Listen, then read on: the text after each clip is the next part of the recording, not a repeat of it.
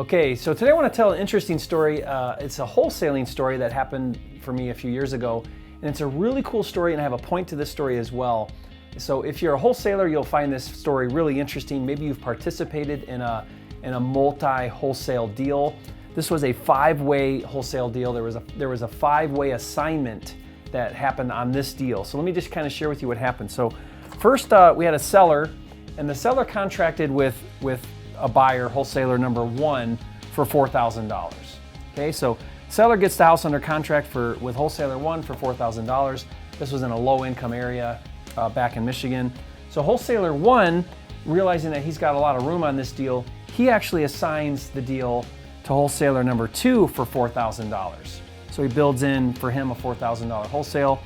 And then that wholesaler 2, which happened to be me in this deal, wholesaled it for $8,000 to wholesaler number 3, right? Wholesaler number 3, it keeps going. Wholesaler number 3 assigned his deal to wholesaler number 4 for $5,000. And then wholesaler number 4, he assigned his deal to the eventual buyer for $7,000 more, for a total of $28,000. So this buyer paid $28,000 for that deal, and here's how it shook down, right? So this was crazy because nobody knew this was going on until closing. So, I'm right here, this guy, I show up at closing, and there's all these other people there. And the title people, they're confused, the seller's confused. Everybody was like, what in the world is going on? I almost thought it was gonna fall apart because the title person was just having such a hard time putting all the pieces together.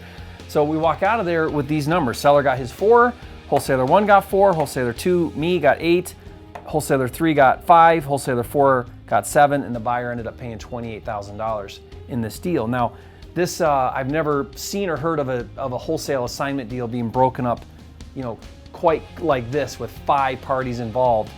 But there's a real lesson to learn here. I walked out of there, as I'm sure the seller walked out of there probably going, man, I left a lot of money on the table, right? Because he only got 4 out of the deal. Highly motivated, wanted out of this property, needed a lot of work and stuff.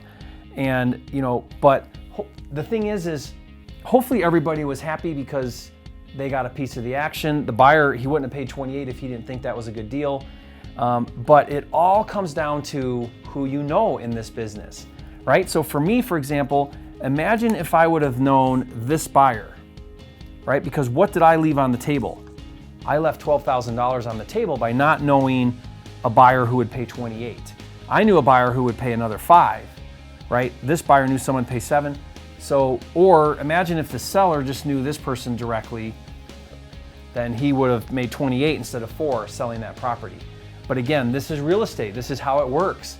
It's all about who you know, the connections you make, and if anything, this story illustrates how important it is to get out there and network, to find buyers in your market and learn what it is that they're willing to pay. The more buyers you have, the more spread you get on deals. And I just wanted to share this story with you, and I'll see you next time.